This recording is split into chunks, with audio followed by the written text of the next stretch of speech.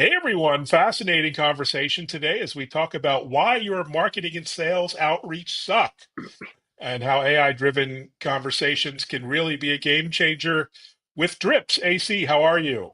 I'm good, Evan. How you doing? I'm doing well. Thanks so much for joining.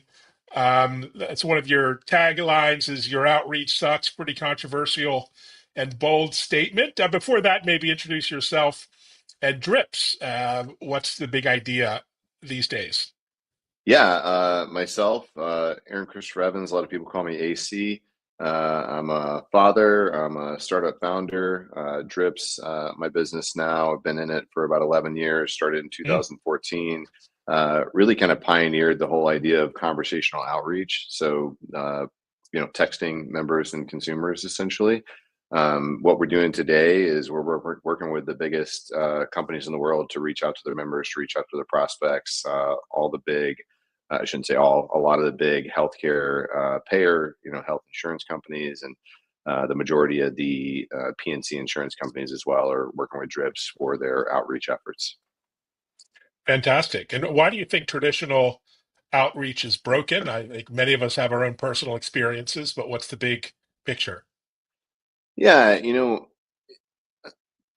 thinking all the way back, right? I think it starts with, we have now become an on-demand society, right? So and I talked about this years and years ago when, Shopify and Spotify and Amazon and Netflix kind of became the norm, right? Like we all of a sudden are getting used to being able to pause live television, right? Get same day delivery, stream anything we want, right?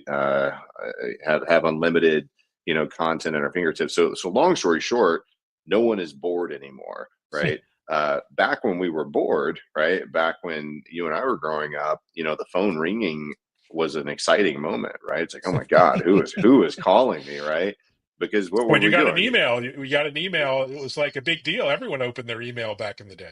That's right, because we didn't have anything else to keep our attention, right? But now we are in about the opposite of that, right? Where everybody is busy 100% of the time doing whatever it is that they want to do, right? It doesn't necessarily mean they're productive busy, it just means they're busy, right? They could be busy scrolling on Instagram, and you bet they'd rather do that than to get a phone call about, doing a policy review with their auto insurance carrier. So that's what kind of shifted, psychology of people, right? Like commercials don't work, radio doesn't work, right? Phone calls aren't being picked up, direct mail is not being read, email is not being read. So all of these things have one thing in common, and is that they are trying to steal your attention. They're trying to stop you from doing what it is that you'd rather be doing and have you take some action, right? So if I call you, what are your options, right? You either have to stop what you're doing and deal with this phone call, or you ignore the phone call. And, long story short, people are ignoring that type of outreach. They're ignoring that type of push messaging that is trying to take their time. Well said. So at Drips, you're talking a lot about humanized AI, because we're all AI, Gen AI obsessed. So what does that mean in practice, and how is it different from just your average chatbot experience? Sure. Yeah. Again, the difference between what we like to call conversations and push messaging is we are reaching out and holding an asynchronous conversation, right? To hold a synchronous conversation, to get somebody on the phone, they have to stop what they're doing, right? We can ask a question. We can say, hey, Evan, we're following up about your annual wellness visit. Have you had time to schedule that yet? Question mark. You can respond then, you can Hmm. respond later, you can respond the next day. If you don't respond within a certain amount of time, we can bump you and push you and say, hey, Evan, just making sure you got my message, right? Should we jump on a call? Can I help you? Did you have any questions about this? So I'm not taking your time, right? You can keep watching Netflix, you can keep working, you can keep watching your kids, you can do whatever you want. So that's the trick, so to speak, with conversations, right? Is that it's an asynchronous thing. So I'm giving people a voice that they can respond when they want to respond, right? And the interesting thing is they respond with all kinds of stuff, right? You all of a sudden learn that, the person doesn't want to pick up the medication because they're having an allergic reaction, or they can't pay their bill because they, got laid off, or they already picked up the prescription and, there's something wrong with the data. So by opening up and asking questions, you give these audiences a voice that they didn't have before, right? Because if you just keep calling them and they don't respond, you're not hearing what the problem really is, right? So that's kind of the trick, is to opening up conversations, listening people, giving them a voice. The hard part is it's hard to know what they're saying, right? So we've been doing, NLP and machine learning modeling for many years now. It's definitely easier now with LLM, ChatGPT, OpenAI, et cetera. We can get better accuracy. But the problem with generative for most companies is that it is probabilistic in nature, right? Which means it's probably going to do what you want it to do. It doesn't mean it's going to do what you want it to do. So we actually stay in a full deterministic model currently. We do use, NLP and LLMs to do intent mapping to figure out what the person said. So if they say, I'm driving, I'm stuck in traffic on I-77 South heading into the office, we know that doesn't mean I'm at work. It means I'm driving. So that we would then send the deterministic pre-prescribed response that says, oh, sorry, we caught you driving. Please drive safe. Let us know when you get to where you're going. Right. So the trick is, figuring out what they're saying so you can respond in kind. That way you don't have to sound like a chatbot, right? So the difference is with chatbots, it's, hey, Evan, it's time for your annual wellness visit. Respond C if you would like a call to confirm to blah, blah, blah. Respond R if you need to reschedule it. And you know what a human does when they feel like they're being talked to by a robot? They ignore it, right? They're like, yeah, I'll do this later. You know what I mean? Like it's the equivalent of getting a phone call or saying like, hello, this is Walgreens, or I won't use name. This is your pharmacy, right? It's not as empathetic, right? So, but if a person calls me or something that sounds like a person calls me or texts me, I'm going to have a little more empathy to hold a conversation. Well said. Yeah, I don't even answer my phone anymore. So there goes that. But why do you think so many companies, even big companies, big brands with deep pockets and lots of tech in-house are so slow to evolve in this space? They're still using email blasts and text blasts and, outbound call centers. Why haven't they jumped on the Gen AI train? It's a good question. Again, with Gen AI, there's a lot of risks, right? And there's a lot of Mm, uncertainty right now. So most big companies just don't want their data touching those models yet, right? Most large companies, they are, I would say, implementing AI. I was just with the CIOs of a large, one of the largest national health insurance companies. I asked them how they're implementing Gen AI, and they said they're actually focused on implementing it in-house, meaning for operations, right? Like getting it so that their teams are using these tools so that their company can be more efficient and more effective. That's a much safer and more obvious place to start with Gen AI than is using it to outreach to your audience in on regulated channels, right? So email is regulated, but it's relatively pretty safe, right? Direct mail, you pay for a stamp, you're covered under the law. Telephony, right? Calls and texts are governed by a litany of different laws, right? You have CMS laws for Medicare, Medicaid. You have TCPA, which is the Telephone Consumer Protection Act under the FCC. You have the telemarketing sales rule under the FTC. You have the campaign register TCR. You have HHS for healthcare type things. You have different state level rules, right, for telemarketing and for collection. So there's a really nasty patchwork of rules, regulations, laws, best practices that a company has to navigate to do texts or calls. And what happens is because it is so confusing and conflicting, most legal teams relegate their business owners to doing the lowest common denominator, which mm. is, a phone call, right? Or maybe a push text message that's not very engaging because they know that, one text, one day, whatever it is, they can get it so it follows all the laws.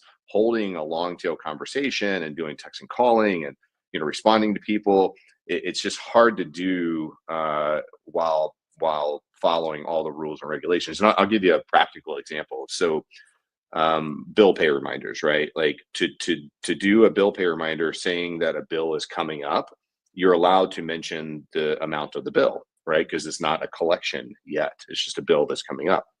The moment that bill is due, the very next day, In many states, I think it's like 23 or 24 states, you're not allowed to do what's called third-party disclosure, which is essentially mentioning that there's a debt or a bill due, right? So you would have to say like, "Hey, we need to talk about your account," right? In other states, you're allowed to mention the bill, right? It's not a problem. In Massachusetts, you're only allowed to reach out 3 times within 1 week about something that Mm, could be considered a debt collection. In a lot of states, they follow the 777 collection rule. So you can only reach out 7 times within 7 days. So there's just like all these different rules, federal, state, that you have to be able to follow depending on the use case, right? Is mm, it collections? Is it healthcare related? Is it marketing? Is it administrative, informational in nature? And depending on the level of consent that you have, was it an inquiry? Do you have permission to contact? Have you been given prior express permission? Have you been given prior express written consent? It's just it's a terrible thing to try to organize around. We in Drips, we've actually built it into what we call the DRE or the Drips rules engine. So we have a system that's essentially policy by code to make sure that everything that's coming out of our system on behalf of our clients is compliant at every level, right? Their policies, state, federal, and all those different rules. So different members will have a different experience based on where they are, based on what the consent level is. So the short fantastic. short answer is it's hard, right? I mean that's like it, in a nutshell, it's hard to do it well in a deterministic fashion while following all the rules. So therefore, we stick to what's safe, right? We stick to email, direct mail, phone calls, and the diminishing returns are hitting, right? Like people, like you said, you're not picking up your call at all. That's a lot of people. I think that's like we did a study recently that I think like 80% of people, something like that, just won't pick up unknown callers. So times are changing. People are getting around to this as a methodology. They're seeing the lift from just doing push text message. So they're trying to do better by, turning that into a conversation. And there's a lot of different ways to do it, but we feel like ours is superior. Fantastic. Let's talk the other hard thing, which is scale. I get a text message from my dentist, and I think it's actually a human being. They're actually just talking to me, and I'm not sure it's AI, but either way, that works fine for a dentist's office. But you get into millions of users, that changes the game. How do you scale to that sort of magnitude? You just nailed it. I mean, it probably is a human, right? So there's that's one of the ways to do it is one to one, because then you're not regulated the same way. There's a lot less rules when you're hand texting somebody, and that does work for SMBs, right? That's why we don't sell SMBs candidly. But yes, you're right. At scale, if it's a high value, high volume problem, there are not many ways to do it well, right? There's dialers, there's drips, there's companies that would like to compete with us that do more one way. But I think one way, and when I say one way, I mean it's either a chatbot type thing or it's a push alert. Mhm. Those are really good for high volume, low value, right? So if you think of a quadrant, right, you got low volume, low value, which is like web chat, inbound support. You have high volume, high value, which is what we're talking about, which is essentially usually us or a call center, somebody that is staffed out because these are high value people. And it's a big volume. So that's why there's, a multi-billion-dollar industry around BPOs, right? Then you have the low value, high volume, which is alerts, notifications, right? So, let's use a good example. A gate change, right? Like gates change Mhm. all over the place. United's probably sending tens of thousands of these things out a day, but it's not a high value use case because Evan, if you get a text saying that your gate changed, guess what you're going to do? You're going to get your butt up and you're going to move to the gate that you need to move to, right? When it's high value, that's because it's something that enterprise needs, right? It's something that we need you to get a comprehensive medical review. We need you to do your Medicaid redetermination. We need you to do health risk assessment.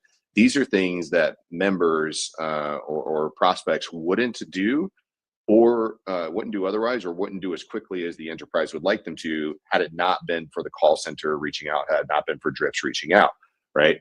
If it's something the customer wants to do or needs to do, right, finish an insurance claim, do a refund, Mm. dispute something, they're going to do it, right? There's many softwares out there, thousands of different chatbots and web support type softwares, but when it's something that the enterprise wants the consumer to do, that's much more difficult, right? And it's a lot harder to convince them to take those actions. Got it. And what is the role for human in the loop in best of class AI and automation? Different philosophies there. Well, what is yours? I think we have a really high confidence score. I think it's something like it's either 99 or 98. I should know that. Mhm. Where if it's below that, meaning our system, our NLP and modeling score is not 99 or 100% sure that we know the intent of the user, we send it to a human to review. They essentially assign what the correct intent should be. That then re-informs the model, right? So many years ago, it was, probably 60-40 humans. Now, out of all the outreach our system does, I think less than 1% or 2 is a human that's essentially assigning and training the model, because we've done so many of these, right? We've done billions and billions of text messages, so we've just candidly kind of seen all the different rebuttals and different ways people will say things. But Mm. human in the loop is really important. I mean, like you think of that doctor's office, right? So maybe they have an alert that goes out when your you know time for your cleaning is coming up every however many months, right? But when you respond back, because they probably don't have really strong AI or NLP types of systems, maybe that's when a human in the loop is there, when they got a Mm. secretary responding. Problem at big scale is you're just shifting a call center from being on the phone to a call center being on keyboards, right? And that's still a really costly thing. So certain things aren't ready for our types of automation yet, like really nuanced conversations about um, medical type issues. That needs to be done through a secure channel, so we don't do that over text message. But scheduling things, reminding people, getting them to show up to things, making sure they understand what's important, helping them along their healthcare journey, is we've pretty much cracked that code. Brilliant. Speaking of cracking code, there's no textbook about best practices here.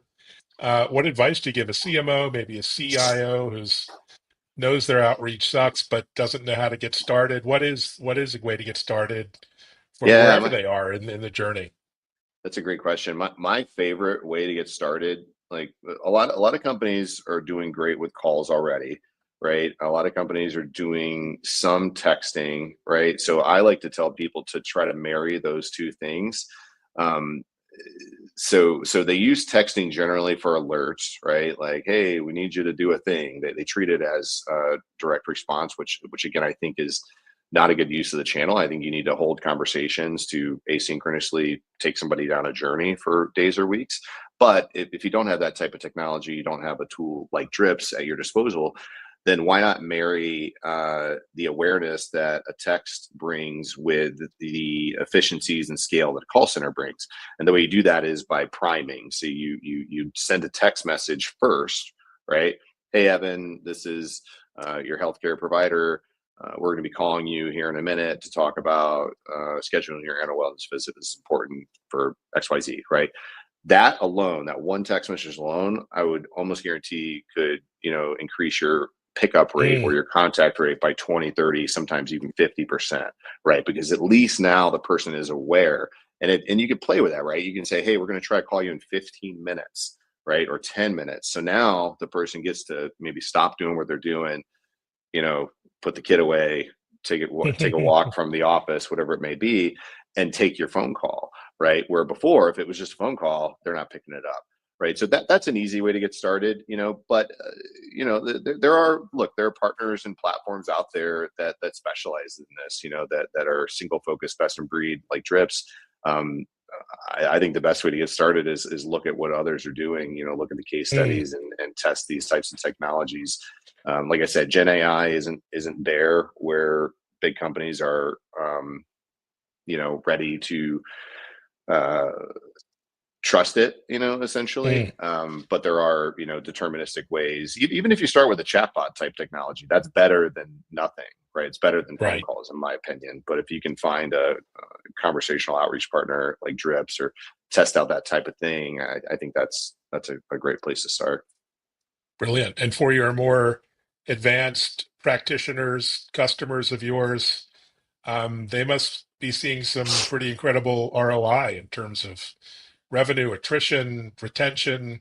You have any anecdotes or stories there? What do you typically see on the Oh, investment they're making? yeah, it's been great. I mean, we have a lot of case study. It's been really exciting. I'm trying to think of some. One of the most one a recent one that was really exciting and will be important in a couple years. So we do a lot of work around stars. So this is Mm, how these plans are rated, right? And they have many different measures, right? How many people are doing health risk assessments? How many people are doing comprehensive medical reviews? How many people are doing medication? How many people are medication adherent, right? They're picking up and taking their medicine. We mm, were able to increase one group's one of the big national payers their stars by I believe a full point in all their contracts, essentially all the mm, states. They moved from a 3 to a 4 point just because of our work in comprehensive medication reviews. We also have started doing digital assets where we're building out essentially endpoints to help do surveys for these payers, these insurance companies. So we do health risk assessments now. So we were able to show, I believe it was a 10x wow.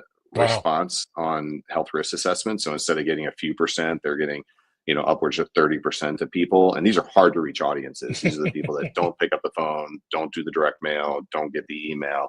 So it's been very compelling. I really do believe that when you give people a voice and you're able to understand what they're saying back and you're able to pivot and, adjust the conversation to meet them where they're at, while still nurturing them for days or weeks. Like I said, the average conversation takes more than a week, right? So this is Mm, not a direct response, hammer them till they pick up. It's a very nuanced, relationship that you build with these members so that you can be empathetic and so that you can really understand, where they're coming from while helping them get to where you need them to be. wonderful. Well, tech for good and helping a much underserved area of the consumer. Well, congratulations on all the success, AC. Thanks for joining and sharing the vision. Yeah. Thanks for having me, Evan. I appreciate it. And thanks everyone for listening and watching. And check out our new TV show, yeah, broadcast TV, that is, this techimpact.tv, starting this Saturday.